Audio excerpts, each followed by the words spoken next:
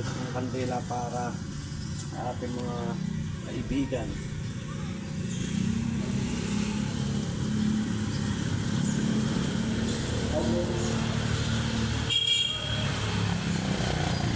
Salamat po sa mga OFW, yung mga kababayan natin, mga nagtatrabaho sa bayong dagat.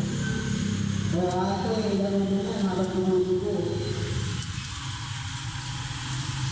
Kaya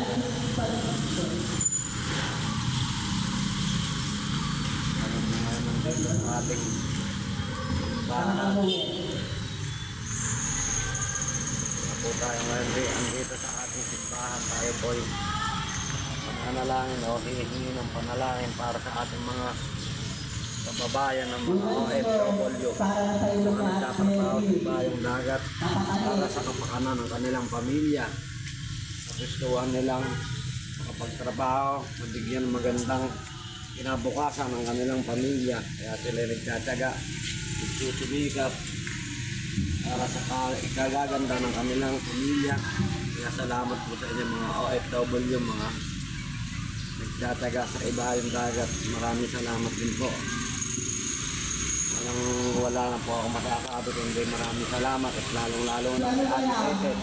Siya po ang ating pinasasalamatan sa araw na ito. Kaya po tayo ngayon nandito ating simbahan, Barangay Santor.